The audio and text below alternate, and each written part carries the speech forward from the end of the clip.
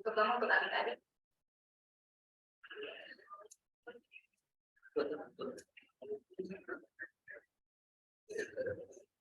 Oke, untuk menghemat waktu ya, karena sekarang sudah jam 7.20, mungkin bisa langsung ya kita untuk narasumber Pak Maman bisa langsung bagaimana memberikan CV yang baik ya. CV yang baik itu bukan berarti harus semuanya bahasa Inggris tapi ada step-step yang dimana kita memperkenalkan diri sendiri secara pribadi, dan itu harus wajib mengatakan yang sebenarnya ya. Jadi nanti Pak Maman akan lebih membedah lebih lanjut. Mungkin bisa saya langsung perkenalkan dengan Pak Maman yang dalam kita malam ini. Silakan Pak Maman.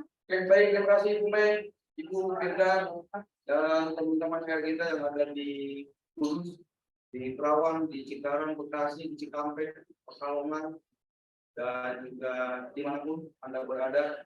Selamat malam semuanya. Semoga Anda tetap bahagia dan malam hari ini besok harus kerja, tapi tidak ada salahnya kita malam ini untuk sharing terkait dengan CV. Dan kita santai saja teman-teman HR, bahwa tentunya CV ini adalah sangat menentukan sekali, karena CV ini sebenarnya sangat vital bagi kita ketika kita ingin masuk ke dunia kerja, sehingga CV ini harus betul-betul menarik. Tidak hanya dilirik tapi menarik dulu. Ketika CV ini menarik, kemudian masuk ke perusahaan, maka HRD akan melirik. Kenapa harus menarik CV kita yang kita buat? Karena CV itu bisa menjelaskan terkait dengan kemampuan komunikasi. Jadi CV itu bisa menjelaskan bagaimana tulisan-tulisan tangan atau memakai misalnya komputer atau laptop tentang komunikasi digital. Juga kita bisa melihat tentang kemampuan berpikir terkait dengan CV. Sehingga CV itu ada beberapa mekanisme yang malam hari ini saya cukup simpel saja. Hari ini saya coba membuat trik mekanisme CV dengan sistem USA, bukan USA Amerika. Jadi USA itu adalah satu sistem membuat CV di mana hook-nya adalah bagaimana kita membuat CV bisa menarik. Hook-nya itu adalah user friendly, teman-teman HR semua. Apa itu user friendly? CV itu harus mudah dibaca. Karena CV itu kalau saya ibaratkan mobil, CV itu seperti bumper. Jadi kalau CV yang menarik, kemudian mudah dibaca dengan tulisan yang tegas dan jelas, maka seorang HR akan tertarik membaca dari awal sampai dengan akhir Anda membuat CV. Itu yang pertama. Nanti mungkin Bu Firda akan memberikan contoh CV yang simpel, yang mudah dibaca, dan tentunya CV ini adalah merupakan satu ringkasan dari apa yang kita miliki, baik itu dari data diri, kompetensi, dan lain sebagainya yang dituangkan di dalam CV tersebut. Jadi yang pertama user friendly ya, untuk teman-teman HR. Yang kedua, USA. S-nya itu adalah bagaimana kita membuat CV. Bagaimana kita membuat CV dengan short and sharp. Pendek tapi tajam. Tajam di sini bukan tajam silet, tapi tajam di sini artinya bahwa CV yang kita buat ini betul-betul mengaplikasikan dari kemampuan kita, baik dari kemampuan secara soft skill maupun kemampuan secara hard skill. Itu ya teman-teman HR semua. Kemudian CV juga harus relevan dengan apa yang kita punya. Artinya CV ini kadang-kadang teman-teman HR yang saya cek ketika ada yang masuk ke perusahaan saya, banyak CV yang hanya asal-asalan, kemudian layout-nya, tata letaknya juga yang tidak beraturan, sehingga terus terang kita juga malas bacanya. Apalagi CV yang tulis tangan, yang kemudian tulisannya seperti tulisan apoteker. Apoteker itu hanya bisa dibaca oleh dokter dan apoteker. Ini yang menyebabkan CV ini kita tidak menarik sama sekali. Nah, sehingga CV ini adik-adik yang mungkin sekarang kelas 12 mau keluar dari sekolah harus betul-betul mempersiapkan terkait dengan CV ini. Lalu yang ketiga, CV ini juga harus achievement, USE. Kenapa harus achievement? Karena di CV ini adik-adik harus memberikan satu rangkaian kemampuan diri. Apa sih yang pernah kita raih pada waktu di sekolah? Apa sih yang kita pernah raih pada waktu kita bekerja, apa yang sudah pengalaman? Kemudian prestasi apa yang harus kita cantumkan di dalam CV? Apa yang harus kita lakukan agar CV itu ternyata betul-betul sesuai dengan sistem USA yang nantinya ada 8 sistem. Kalau saya jelaskan, yang pertama CV itu membuat ringkasan data diri. Anda harus menjelaskan data diri dengan jelas. Biasanya data diri itu diawali dengan nama, dengan huruf yang besar. Kemudian data diri atau informasi pribadi ini sangat penting. Kalau Anda punya LinkedIn atau Anda punya Google Drive, Anda juga bisa membuat di situ. Kemudian Anda juga ketika membuat CV harus membuat satu ringkasan atau summary. Misalnya, nama saya Aditya, saya lulus sekolah dari SMK Maju Mundur, jurusan TKN atau jurusan TBSM atau jurusan OTKP, di mana spesifikasi saya untuk jurusan TKN adalah teknik kendaraan ringan. Misalnya seperti itu. Ini yang harus adik-adik atau teman-teman HR tuangkan di dalam satu CV. Kemudian pengalaman kerja itu juga sangat penting bagi adik-adik yang sudah mempunyai pengalaman. Lalu bagaimana ketika kita belum pernah bekerja? Maka saya yakin yang anak-anak SMK, biasanya anak-anak SMK sebelum mengikuti ujian itu ada PKL. Maka bisa saja PKL itu ditulis sebagai satu pengalaman kerja bahwa saya pernah PKL di PT Maju Mundur misalnya. Itu juga sangat penting. Kemudian kita juga memberikan satu informasi di dalam CV tersebut adalah informasi pendidikan. Itu juga satu hal yang wajib yang harus kita buat di dalam CV. Dan kemudian kalau Anda misalnya pernah bekerja, Anda juga bisa membuat CV itu prestasi kerja. Kalau yang fresh grade, yang anak-anak SMK yang baru lulus, mungkin prestasi kerjanya bisa kita alihkan bahwa adik-adik dulu pernah mengikuti OSIS misalnya. Itu juga satu prestasi di dalam organisasi. Atau adik-adik bisa mencantumkan bahwa saya dari kelas 2 sampai kelas 11 sampai kelas 12 pernah mendapatkan beasiswa misalnya. Itu juga prestasi. Jadi dia akan dilirik oleh kita, oleh teman-teman HR semua. Kemudian yang tidak kalah pentingnya adalah terkait dengan training. Saya tidak tahu mungkin untuk zaman milenial ini adik-adik itu sangat jarang sekali yang mengikuti training baik itu webinar, workshop yang sifatnya online atau offline. Padahal itu sangat menunjang sekali ketika adik-adik membuat CV. Kenapa menunjang? Karena kita sebagai HR akan melihat training apa sih yang pernah dilakukan. Training itu terbagi dua. Ada soft skill, ada hard skill misalnya.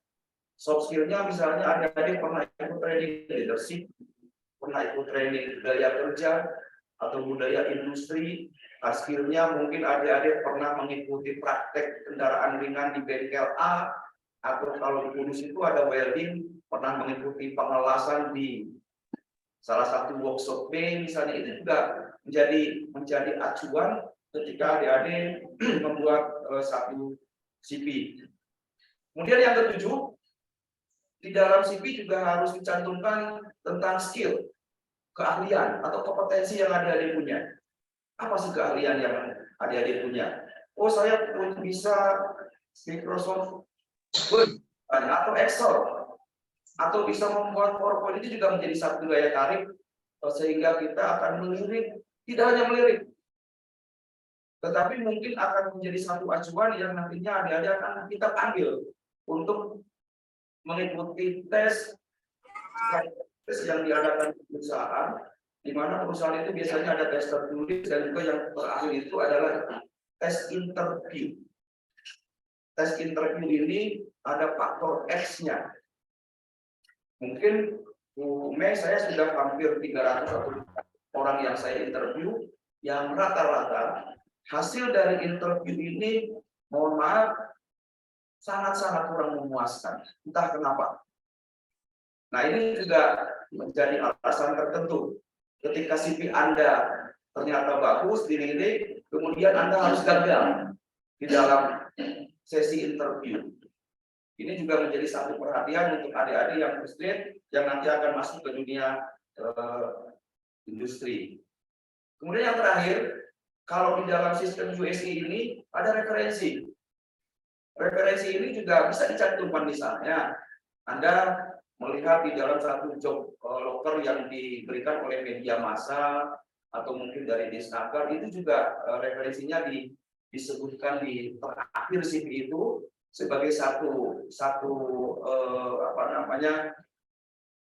ketentuan bahwa saya mengikuti tes ini karena ada referensi dari perusahaan tersebut.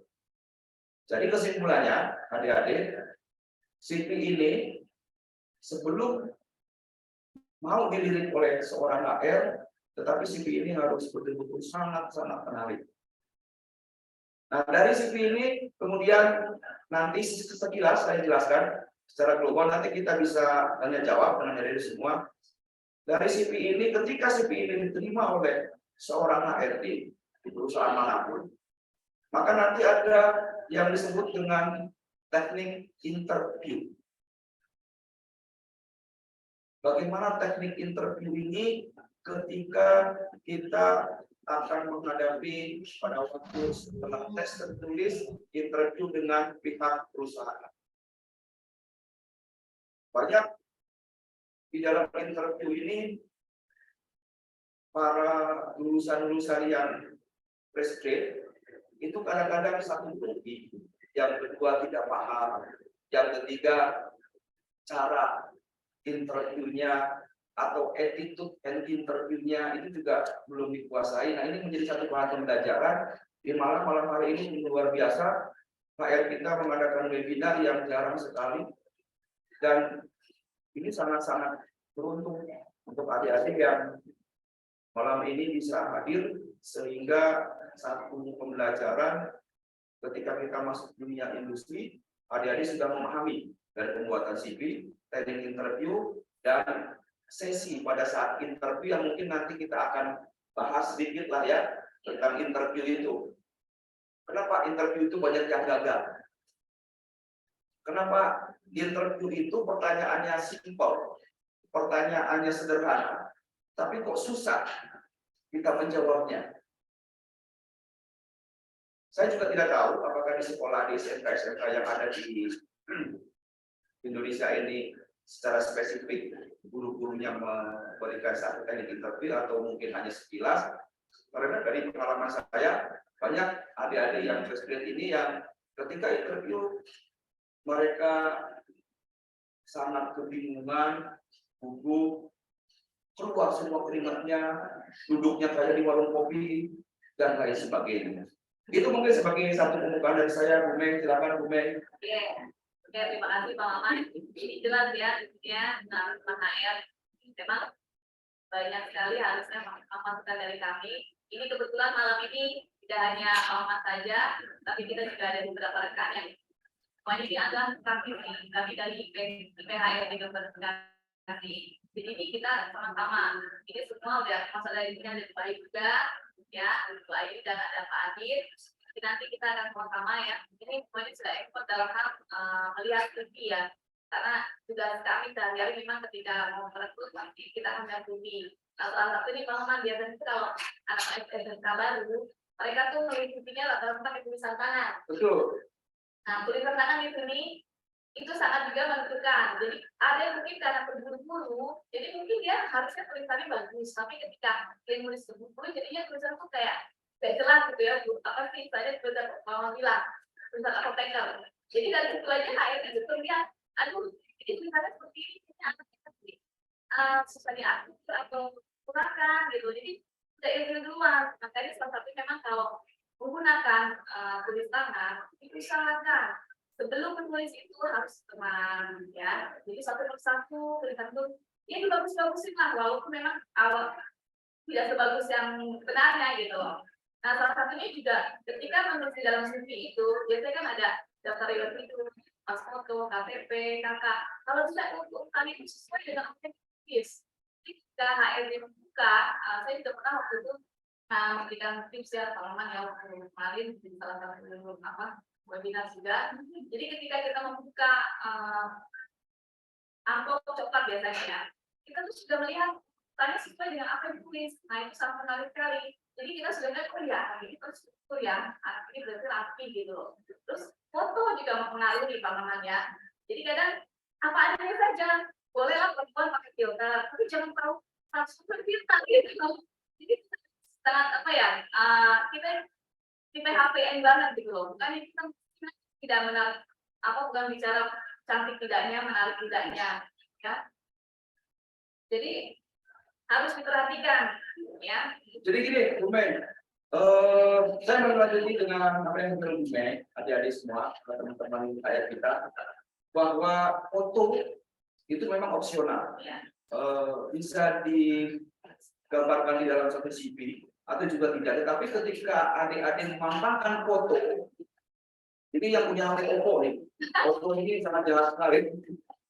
Artinya jangan pakai satu fitur misalnya 360 atau apa ini yang saya tahu ya, sehingga pori-porinya pun sampai tidak kelihatan di muka, mulus kayak orang Korea. Jadi foto apa adanya kita tampilkan, kemudian satu lagi tadi yang Ibu Mei katakan, tulis tangan boleh, tapi tadi saya sampaikan harus bisa dibaca oleh kita.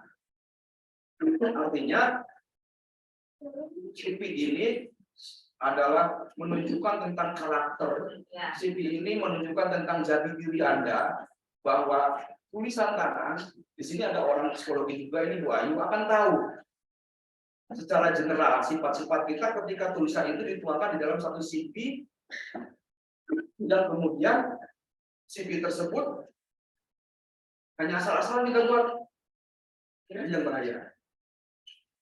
Maaf Bapak saya. Itu ada di semua. Jadi kesimpulannya, CV dibuat dengan bagus, menarik, agar dilirik. Kemudian CV pun ada tambahan dari saya, adik-adik harus melihat culture perusahaan yang akan dilamar. Ini juga sangat penting. Jadi ketika adik-adik mau atau teman-teman HR kita mau melamar ke dunia retail, saya dulu pernah di retail, maka CV ini harus semenarik mungkin, apalagi ke perhotelan. Oh, kita mau melamar ke manufaktur otomotif.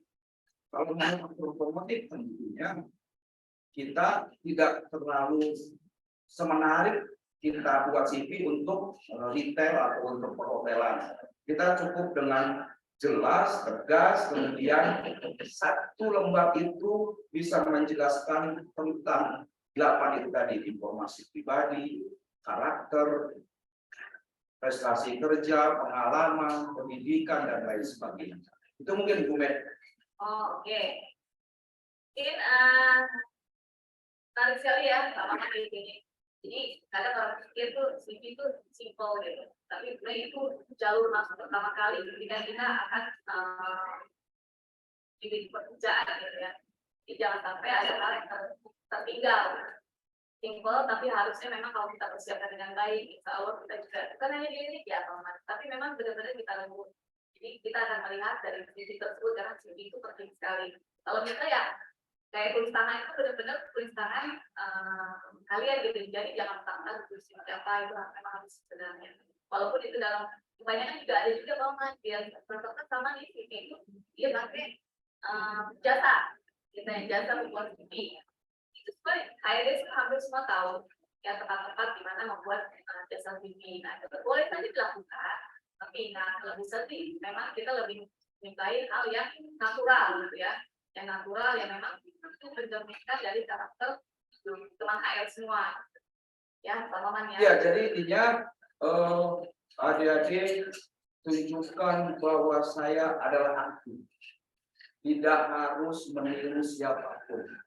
Tunjukkan kemampuan kita, tunjukkan potensi kita di dalam membuat CV, sehingga CV itu betul-betul produk dari adik-adik yang kemudian diterima atau tidak, ada satu kepuasan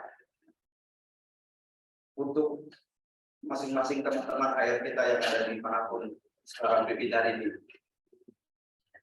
Gitu ya, adik-adik teman-teman kita HR di Kudus, di Pemalang, Pekalongan, Kerawang, Bekasi, Cikarang, dan dimanapun kalian berada. Jadi ingat, CV harus simple, tegas, mudah dibaca, layoutnya harus jelas juga, dan tidak perlu yang bahasa-bahasa alay.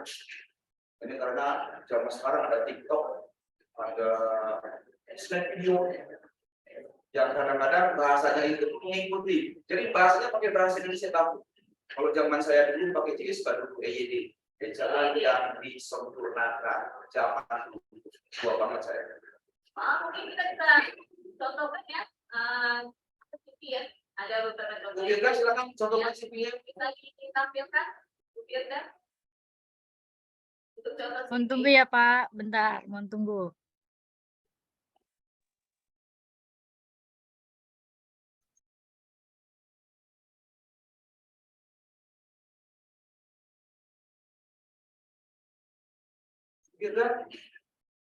Oke, ini ya salah satu. Ini salah satu CV versi sistem atau mekanisme USA. User friendly, kemudian short and sharp, dan achievement. Artinya simple, tetapi ini mudah dibaca. Misalnya Desta Simanjuntak, fotonya yang agak-agak bagus, jangan yang cemberut di foto atau lagi tidak mood, putus dengan pacar di foto, jadi kesannya juga jelek, sumringah tapi tidak terlalu lebay. Kalau saya ingat dari pernah saya mengikuti workshop psikologi, bahwa ketika kita senyum, berarti senyum itu ke kiri 10 cm, ke kanan 10 cm. Itu senyum terus. Kalau senyumnya ke kiri 5 cm, ke kanan 2 cm, itu ngejek senyumnya namanya. Jadi senyum juga harus tulus, gitu ya, teman-teman kita HR. Desta Simanjuntak kita bold agar lebih jelas, kemudian ke bawah lagi kita pakai alamat, misalnya Cikarang Pusat, Perumahan Villa Intan, Jawa Barat, dengan emailnya simanjuntak.desta. Ingat, email harus sederhana, jangan yang alay. Ya. Kalau bisa email nama depan dan nama belakang. Jika sudah terpakai, Anda bisa memasukkan nomor biasanya. Simanjuntak.desta710 misalnya. Itu mudah diingat. Lalu nomor HP, dan kalau adik-adik kita HR punya LinkedIn atau punya Google Drive dan sebagainya juga bisa dicantumkan. Kemudian ringkasan. Saya tuliskan ini simpel banget. Misalnya nama saya Desta Simanjuntak, saya graduate dari salah satu sekolah menengah kejuruan Dewa Aji, jurusan teknik dan lingkungan, dengan jurusan welding, dengan spesifikasi pengelasan dengan robotik. Dari kata-kata ini yang tergambar di dalam pikiran saya, berarti Desta ini jurusan TKR punya keahlian welding.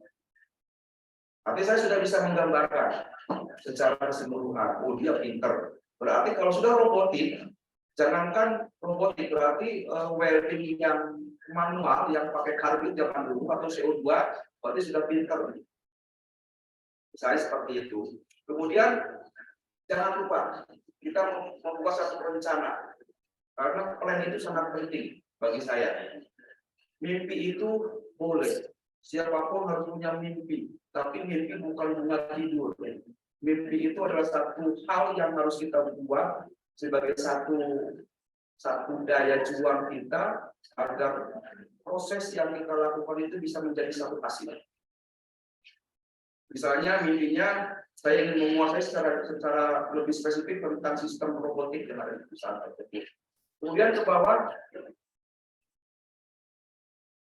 apakah boleh saya minta revisi? Nanti ya, setelah saya ini ya, pengalaman kerja bagi presiden Anda harus membuat pengalaman kerja cukup dengan pernah mengikuti PKL. Praktek kerja lapangan selama 6 bulan di PT Maju Guntur.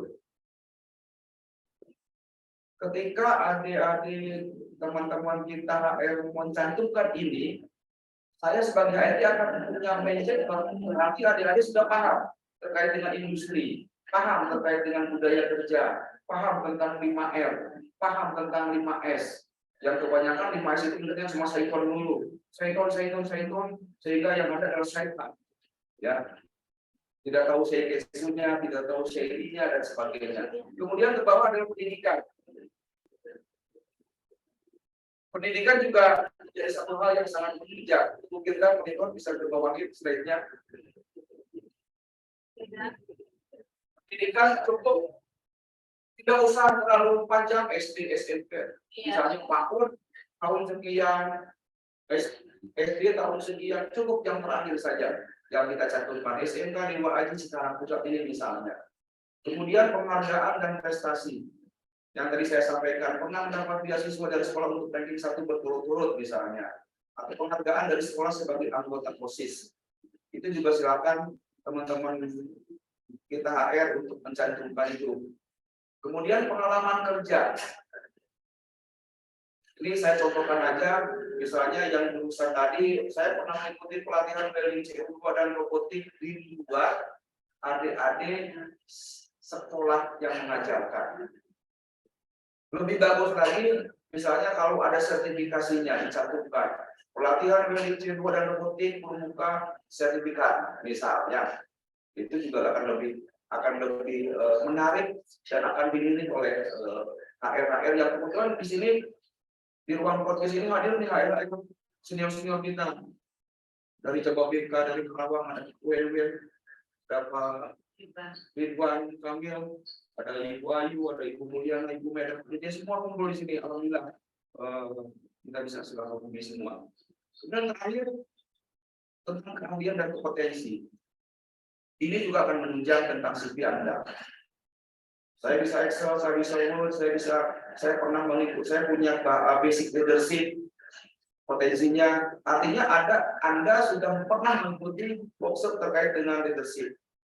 Kemudian Anda juga bisa bahasa Inggris, nanti yang lebih detailnya bisa saja dikasih bintang. Oh, bintangnya 5 berarti bisa pasif, bisa aktif misalnya. Bintangnya 1 berarti hanya baca 1 kalimat doang. I love you, cuma itu doang. Ya kan, karena kan cuma sebintang 1. Nah, kalau bintang 4 kan jenderal. Kemudian ada bahasa Jepangnya yang lebih penting. Adik-adik kalau mau berkarir di perusahaan, kita lihat dulu. Oh, perusahaan yang kita masuk itu adalah perusahaan Jepang. Maka adik-adik, teman-teman HR kita paling tidak sekarang ikut khusus bahasa Jepang. Daripada main game, main TikTok, snack video, ngabisin kuota, yang untung adalah yang lain, tapi adik-adik setiap bulan minta ke mama dan ke papa, ke ayah dan ke ibu, beli kuota hanya digunakan untuk hal-hal yang tidak jelas. Masih mending adik-adik ikut kursus bahasa Jepang, bahasa Inggris, itu juga akan menjadi satu acuan dari perusahaan adik-adik layak diterima atau tidak. Itu ya, Bu Mei, silakan Bu Mei. Ya, sudah jelas ya di sini. Untuk kompetensi memang baiknya itu diikuti. Carilah yang tidak berbahaya. Iya, kita sendiri saja. Saya ya, itu boleh diikuti. Jadi harus rajin-rajin sering melihat di medsos ya. Oh, ada webinar apa sih yang ada biasanya sertifikat ya biasanya. itu bisa diambil sebagai referensi. Jadi dimasukkanlah ke dalam nanti dalam TV apapun itu kita masih sangat menghargai ya, berarti ada keinginan untuk belajar dari teman HR semua. Ini ada satu lagi pertanyaan nih Pak Maman ya. Ya, gimana Bu Mei? Ini Bu Mei luar biasa tentang edukasi. Beliau ketua IPHRT, kenal saya tahun 2016 dan sampai sekarang dia tetap masih tua. Tanya nih Pak. Ya, Kan gimana? ada mekanisme dari posisi yang menarik.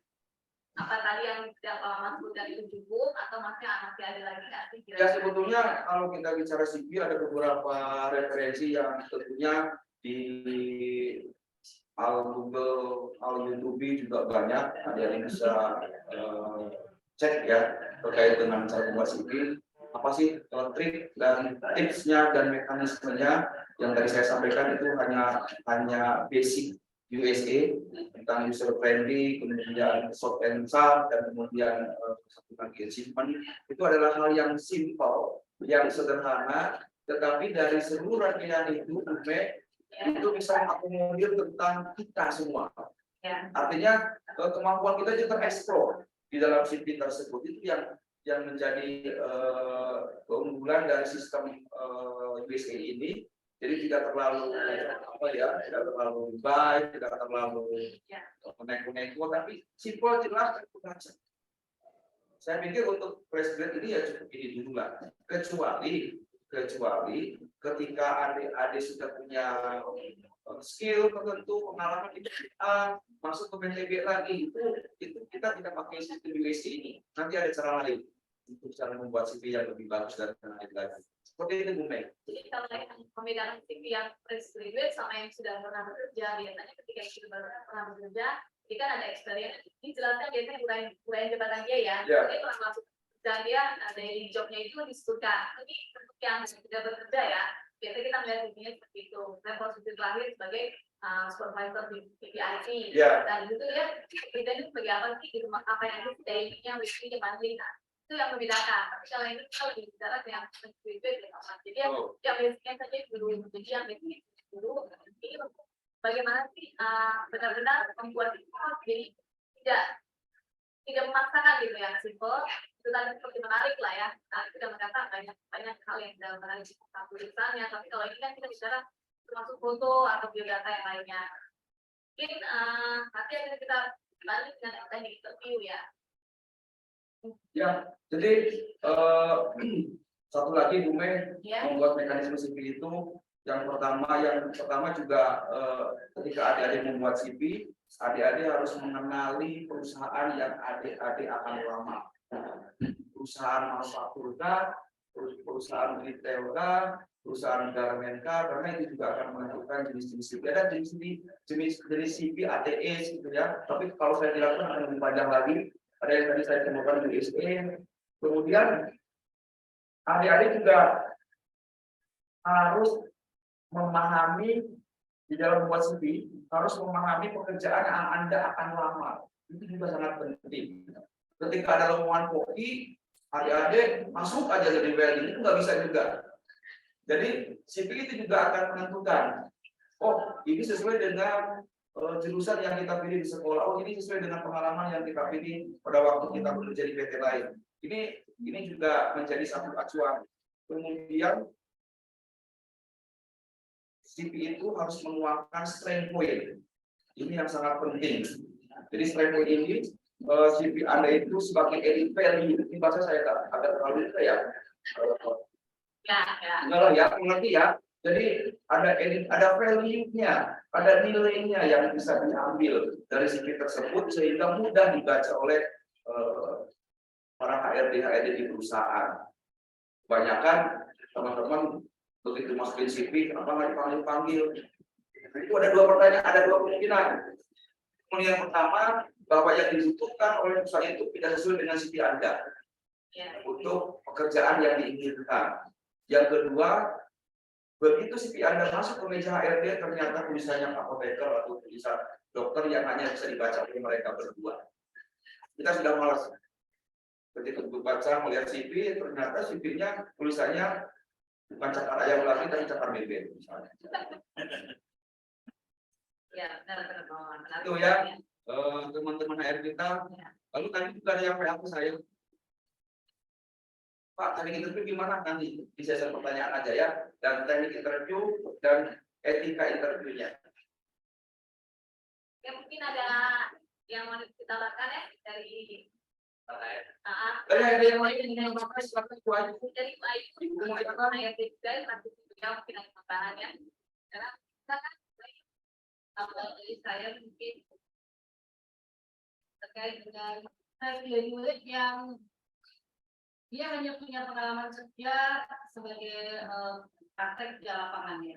Di praktek kerja lapangan itu kan juga ada hal-hal yang sudah dilakukan pada saat praktek kerja lapangan itu juga bisa diceritakan, tidak hanya pada saat dia bekerja. Jadi pada saat praktek kerja lapangan apa yang dilakukan, yang pernah dilakukan di perusahaan itu apa saja boleh disampaikan. Itu juga bisa menjadi nilai tambah untuk teman-teman semuanya supaya itu juga menjadi menarik. Terus tadi mungkin CV tadi yang sebagai contoh ada satu yang sedikit terlupa, yaitu terkait dengan tanggal lahir atau umur ya.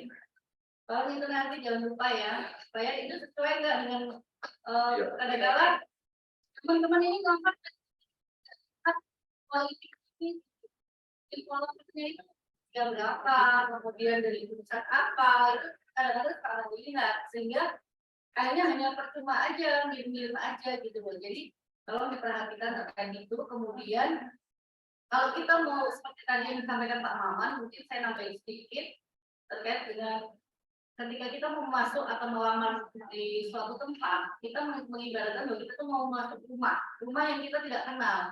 Nah, kita coba berusaha mengenali apa sih rumah itu. Oh, dia bidang industrinya apa. Terus kemudian pekerjaan yang dibutuhkan itu terkait apa. Coba cari tahu. Sekarang ini banyak informasi-informasi yang bisa teman-teman googling ya. Nah, di situ lihat apa sih kompetensi apa yang dibutuhkan, kemudian kompetensi tidak hanya hard skill ya, tapi bisa soft skill juga, leadership, mungkin butuh teamwork atau apa. Nah, leadership dapat dari mana? Oh bisa, kalian bisa tampilkan ketika saya pernah mengikuti atau saya pernah menjadi pengurus OSIS, misalnya begitu. Saya pernah menjadi ketua DKM mungkin. Nah, itu bisa juga menunjukkan bahwa kalian ini punya kompetensi soft skill gitu loh. Jadi tidak semua kompetensi itu harus seperti kompetensi hard skill, tapi soft skill pun bisa. Karena sebagai pengurus, kemudian bisa juga sebagai ketua acara, misalnya mengadakan suatu acara atau event di sekolah ataupun di lingkungan, itu bisa juga menjadi tambahan. Itu tambahan dari saya sedikit. Oke, terima kasih Bu Ayu ya, menarik sekali. Tadi ada saya lihat ada yang chat ya, bertanya, minta di review CV-nya. Siapa tadi ya? Kalau kita lihat nggak CV-nya? Jadi bisa sama-sama nih kita lihat. Jadi ini juga untuk contoh yang lain. Ada tadi siapa ya? Coba yang tanya.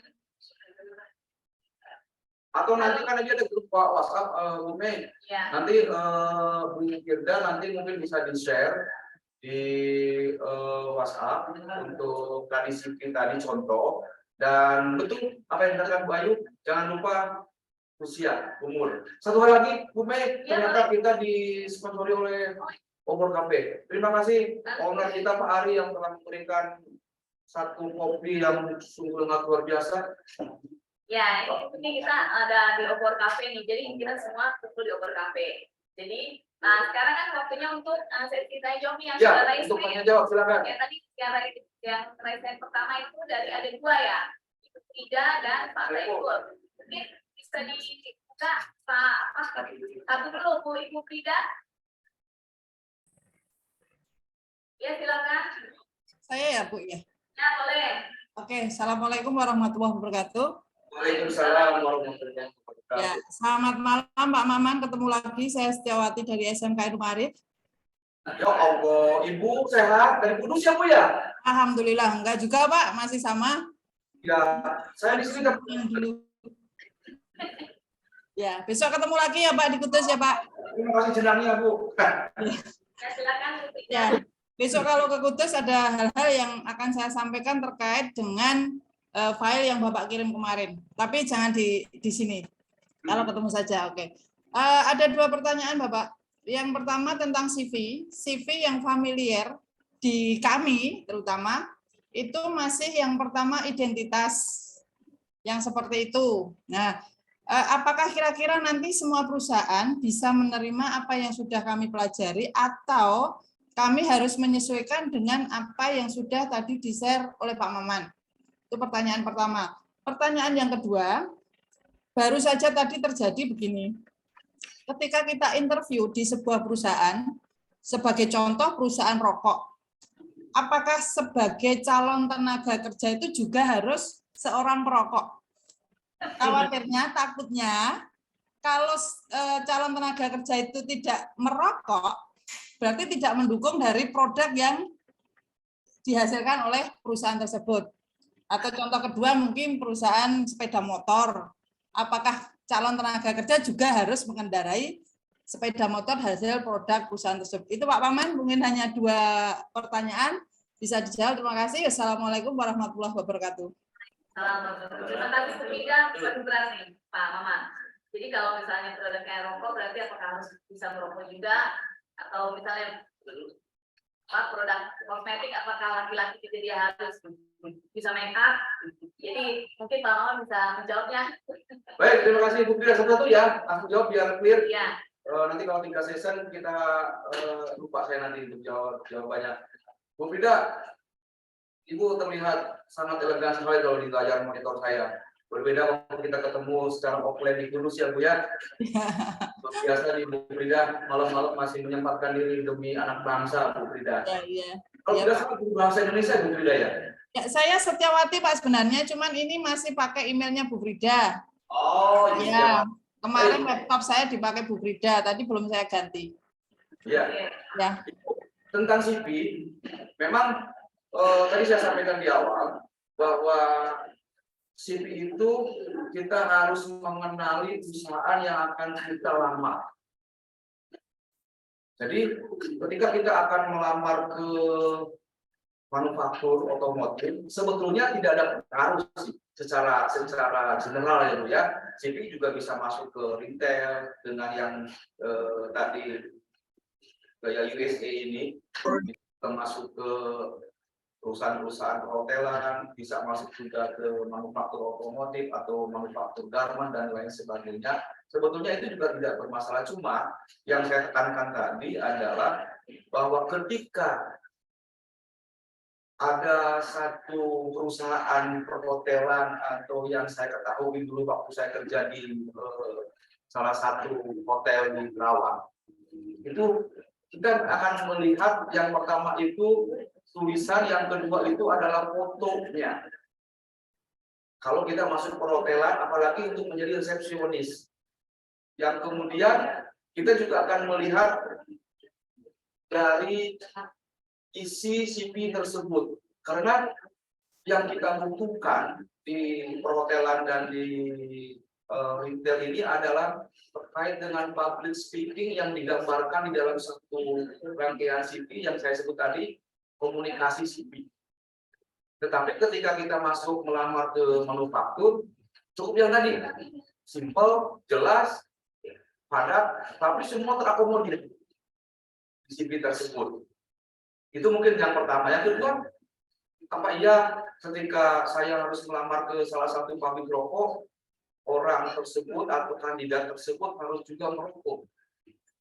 Selama yang saya ketahui, Bu Setiati, tidak semua perusahaan seperti itu, saya yakin. Sebetulnya itu hanya image saja dari masyarakat mungkin bahwa kalau kita masuk ke Honda berarti kita harus pakai motor Honda. Tidak juga seperti itu. Karena banyak yang masuk ke Honda juga motornya juga Suzuki, kecuali kalau di Jawa bilangnya motor Honda semua yang dia. Suzuki yang Honda misalnya yang pakai Honda gitu ya Bu ya.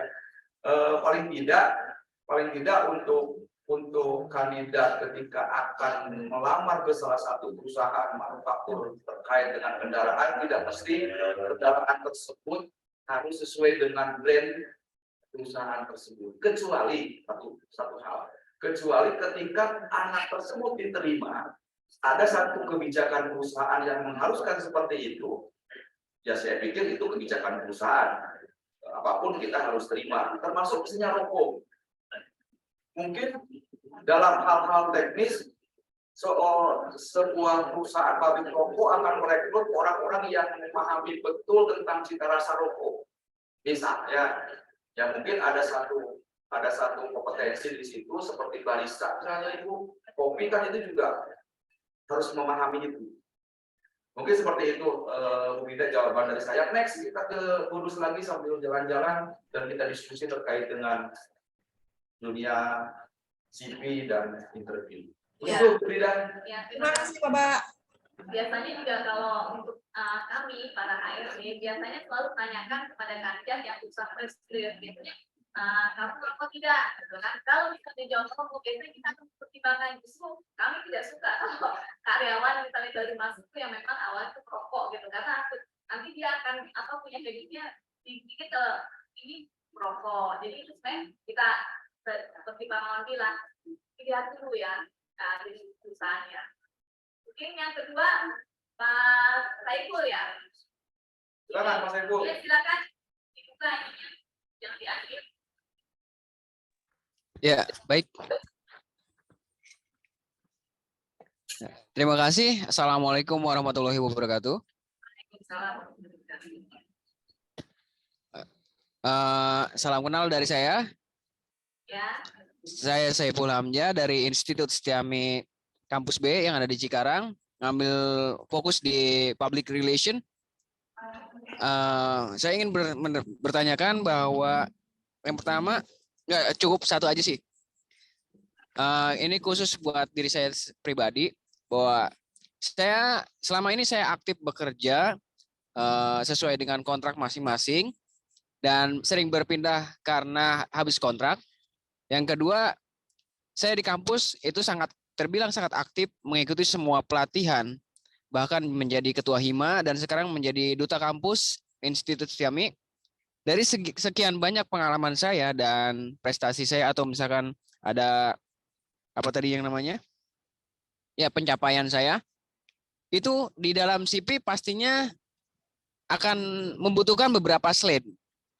Nah, jika diperbolehkan banyak slide itu tidak apa-apa, tapi jika tidak diperbolehkan atau misalkan tidak diperkenankan banyak slide dalam membuat CV itu, apakah ada kata-kata pengganti atau kata-kata yang tepat untuk menggambarkan diri saya yang sangat aktif ini? Terima kasih. Wassalamualaikum warahmatullahi wabarakatuh. Waalaikumsalam. Silakan, Pak. Baik Pak Saiful,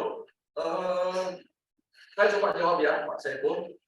Yang pertama, apa yang tadi saya sampaikan itu adalah untuk fresh grade, sehingga CV itu hanya simple, tetapi akan berbeda ketika Anda membuat CV, kemudian Anda sudah mempunyai pengalaman. Tentunya tidak hanya satu lembar ya, ada beberapa lampiran yang harus Anda masukkan. Misalnya, Anda pernah bekerja bagian QC di salah satu perusahaan. Ketika akan melamar ke perusahaan lain, berarti apa yang Anda lakukan job desk-nya di perusahaan yang sebelumnya, Anda harus tuangkan di situ.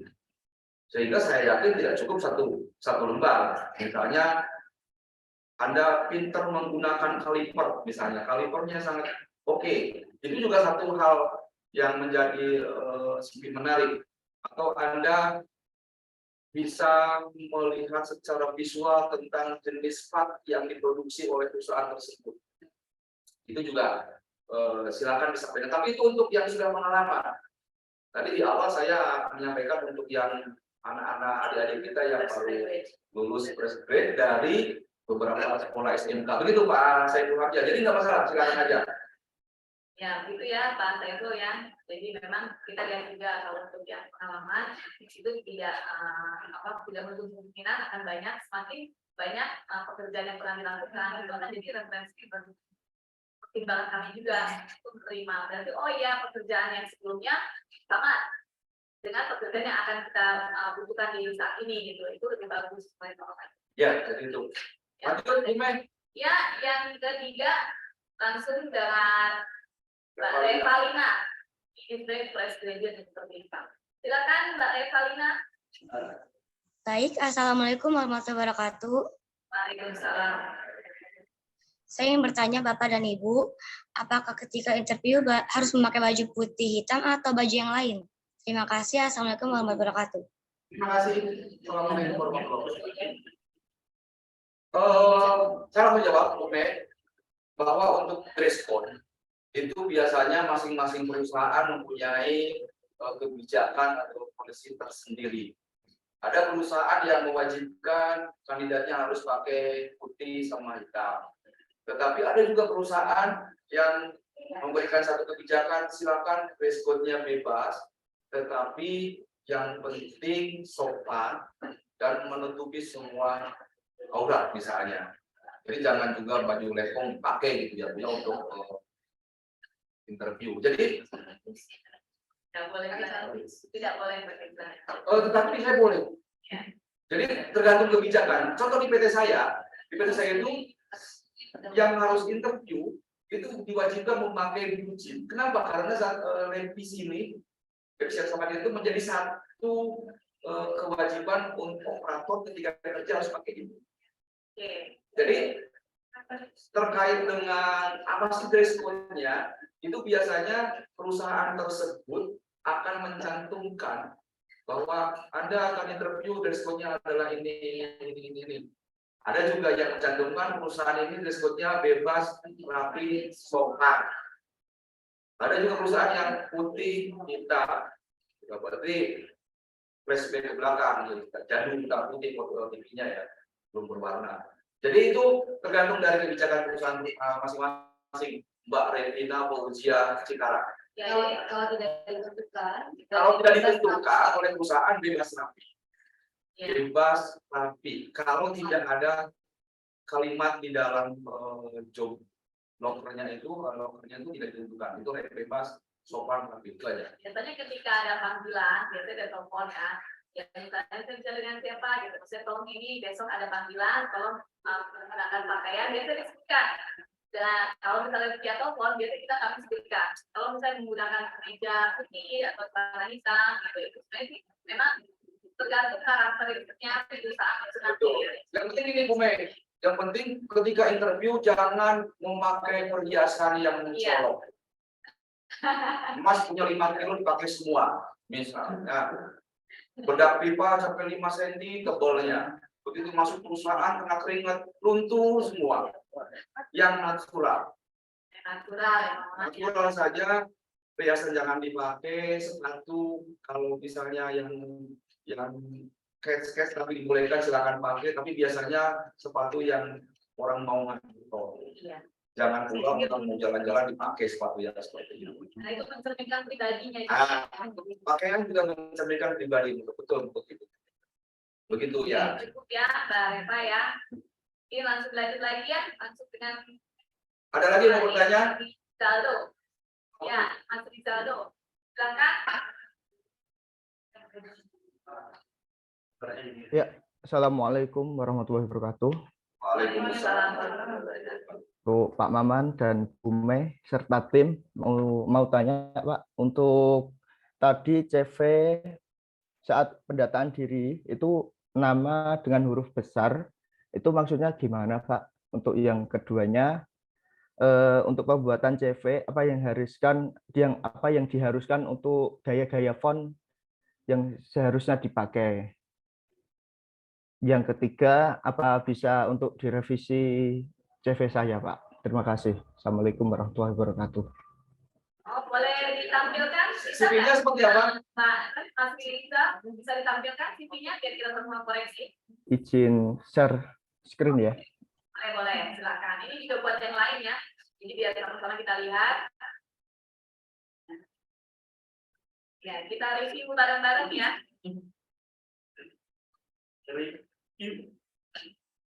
Wah, ini ya. Saya ingat nih Pak Rizaldo, waktu kemarin dengan saya ya, ketemu ya, Rizaldo. Saya SMK Ma'arif, Pak.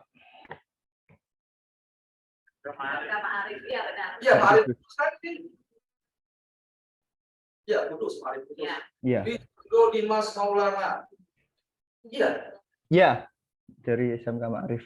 Kemudian Langsung pengalaman kerja nih. langsung Ya. pengalaman kerja, praktek kerja lapangan PKL di Toyota Surya Indo. Oke, ini sudah oke kok. Kemudian pengalaman organisasi organisasi bakti, Ibnu masa khidmat, oke. Prestasi juara 82 lomba RK. Nah, ini saya mengerti prestasi. Kalau kita LKTIN ini apa? Karena Jangan tiktok ya. CV itu harus dipahami tidak hanya oleh Rizaldo, tetapi juga harus dipahami oleh kita semua yang baca nih. Ya. Jadi jangan pula adik Rizaldo ini membebani saya atau HR yang lain untuk melihat Google nih LKTIN. Jadi lebih bagusnya LKTIN kurung buka. Disingkat artinya. Artinya apa? Lembaga. Nah, Lomba karya tulis ilmiah nasional, Pak. apa karya tulis? Lomba karya tulis Ilmiah nasional. Ya. Mungkin ditambah penjelasan ya Pak itu ya, singkatan dari apa gitu ya. Ya betul. Jadi jangan singkatan-singkatan yang kita nantinya tidak pahami. Baik. Nah ini juga penting ya. Kemudian skillnya, oh ternyata Office-nya Microsoft Office-nya udah levelnya udah. Dari 1 sampai 10 kurang ya. Jadi cuma dari itu kita kan kurang tidak melihat. Ya artinya hitam ini juga saya bingung. Apakah sudah levelnya sudah menguasai semua? Kalau sudah hitam semua berarti tidak hanya bisa, tetapi bisa pilot.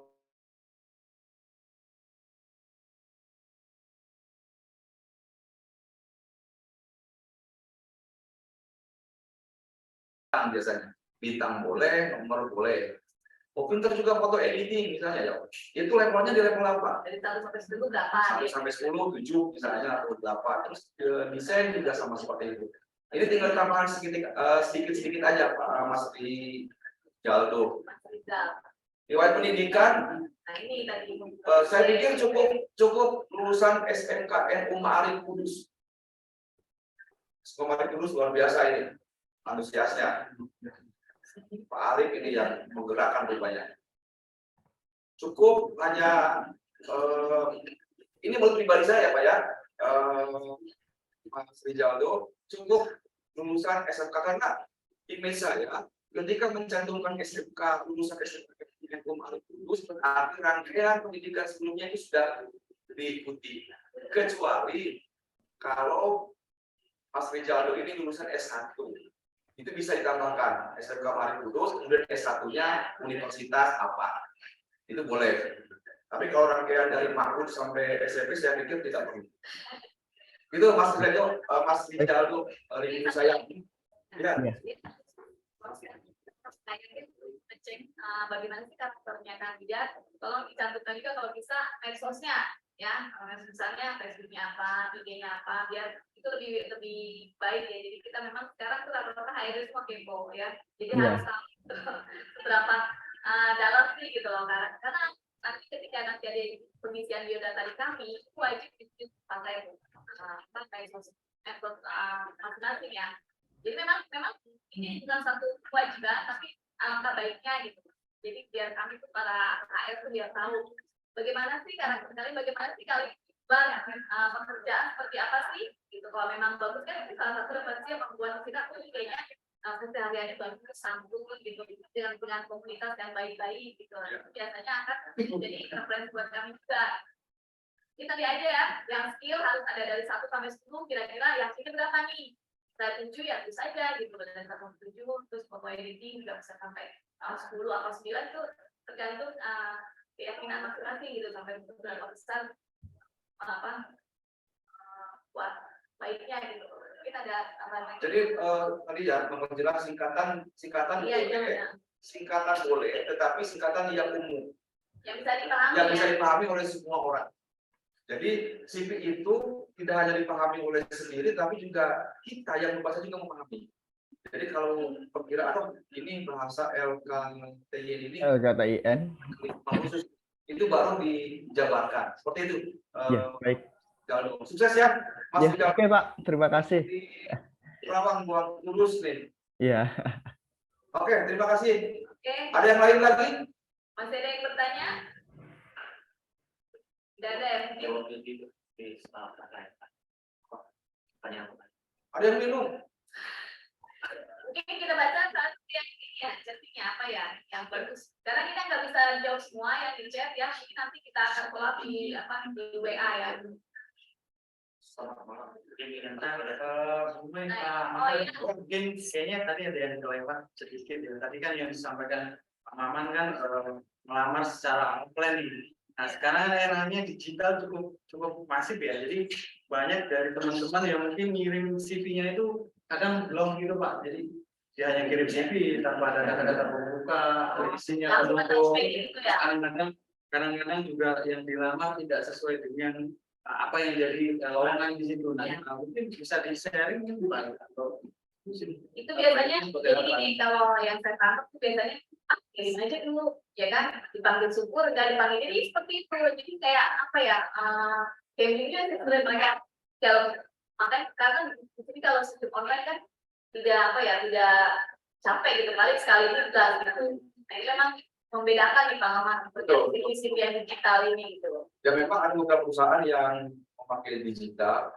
Saya pernah bareng dengan salah satu KR di Karawang, itu memakai via digital, jadi cukup diberikan satu form Google Form, kemudian si kandidat tersebut membuat CV di dalam Google Form itu, attachment-nya dilampirkan. Tetapi saya pikir untuk saat ini, next ke depan mungkin akan seperti itu.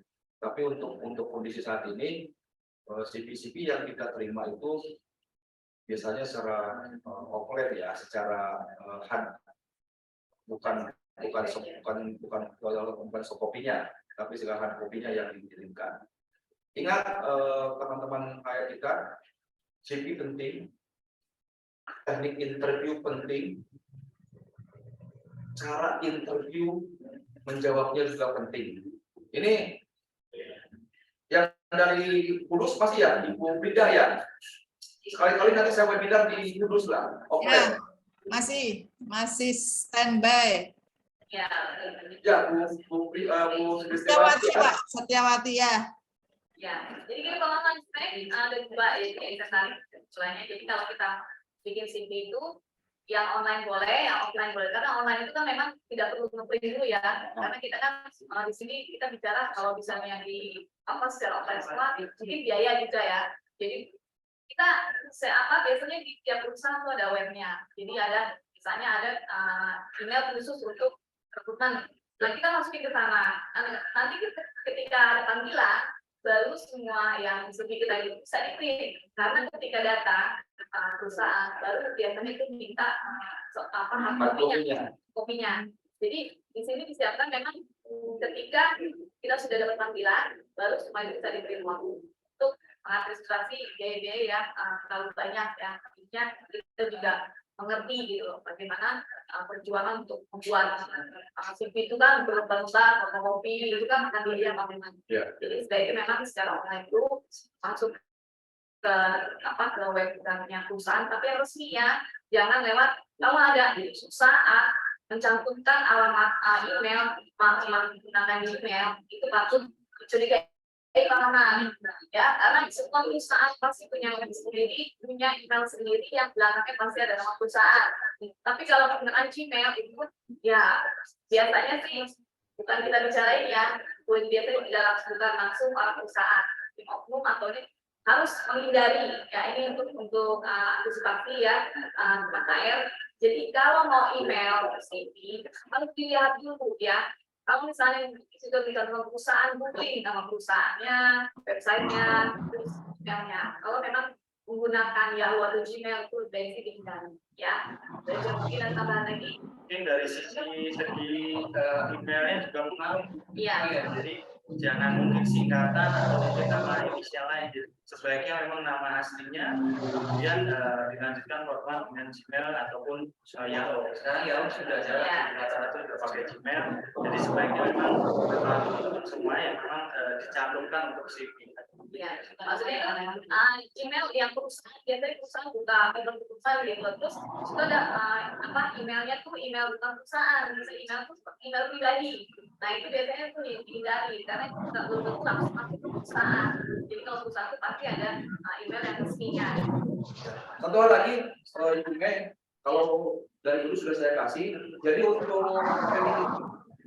nanti HR teman-teman HR kita itu kan sudah dibuat grup ya oleh Ibu Firda, nanti bisa komunikasi di grup, karena untuk teknik interview ini sudah di review kembali, yang kemudian ada 50 pertanyaan interview yang sudah saya revisi dan nanti teman-teman bisa konsultasi dengan tidak terkait dengan hal tersebut, sehingga teman-teman HR kita di sini ketika Anda menghadapi interview tidak seperti menghadapi satu sidang yang ketika masuk pun jadi ngeblank segalanya, Grogi ya, Ben. grogi, sehingga attitude yang harusnya dijaga jadi lupa.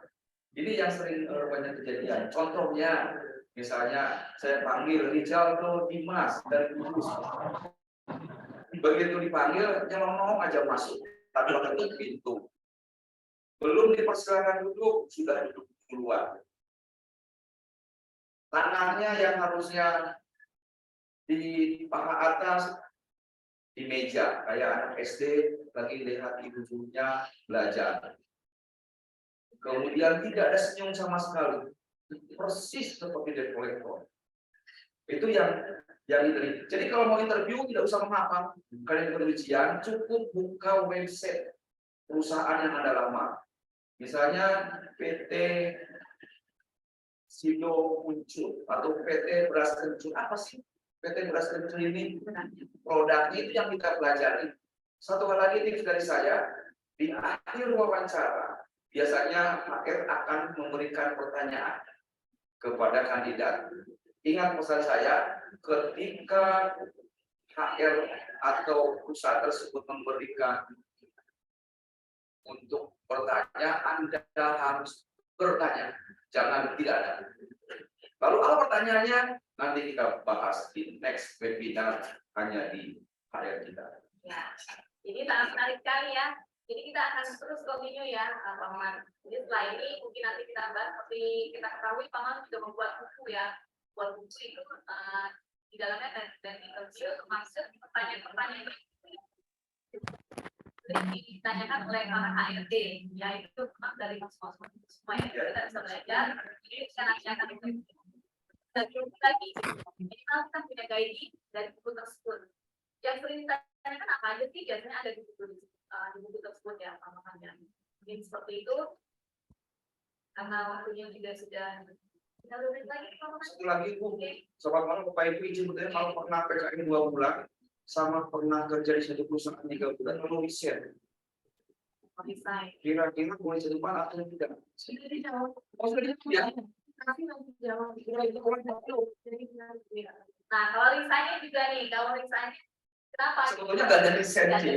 Sebetulnya karena bukan pekerja ya. Yang penting perusahaan tersebut memberikan sertifikat.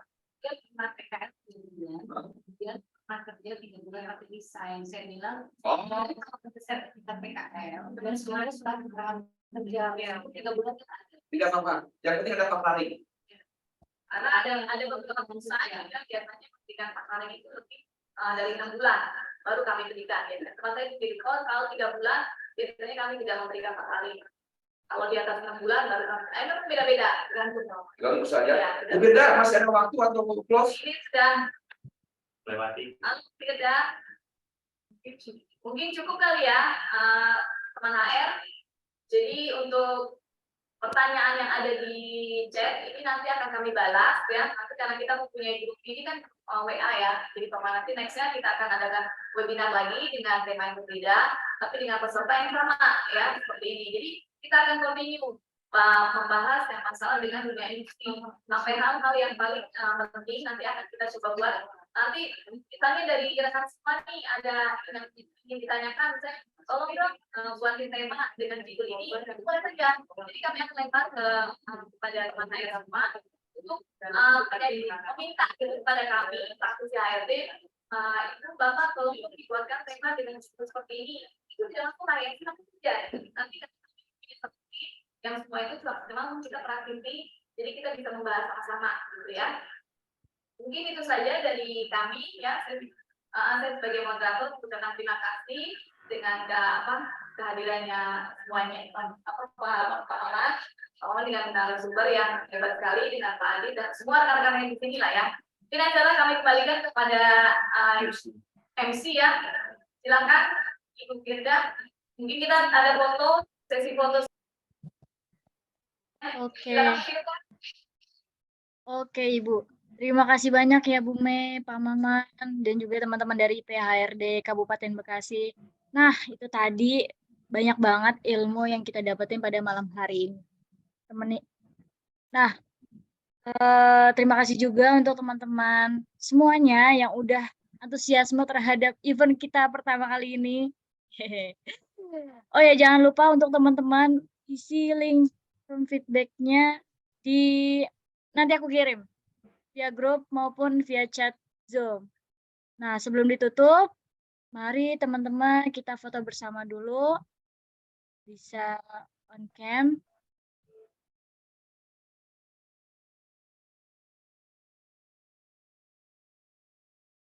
Oke. Ya, semuanya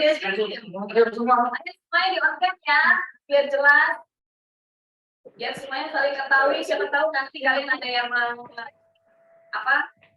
mengirim CV ke kami, jadi kita tahu ini adalah peserta yang mengikuti webinar, ya. Ya. Oke, kalau udah siap, aku foto ya. Aku hitung 1 sampai 3. 1, 2, 3. Bentar. Lagi. Ini semua tangannya kalau bisa. Kompeten ya. Kita ini semua. Oh ini. Ya semua. Oke, 1, 2, 3. Oke. Oke. Ada mau lagi foto, Bu? Lagi ya.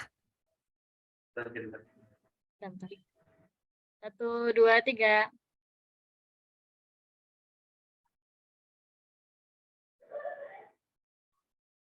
Oke, dengan berakhirnya dokumentasi ini, terima kasih banyak ya teman-teman semuanya. Jangan lupa untuk follow kita HR di Instagram @kita_hr dan juga ikutin kita juga di web kitahr.id. Terima kasih banyak. Sampai berjumpa di webinar lain next time-nya. Terima kasih banyak. Wassalamualaikum warahmatullahi wabarakatuh.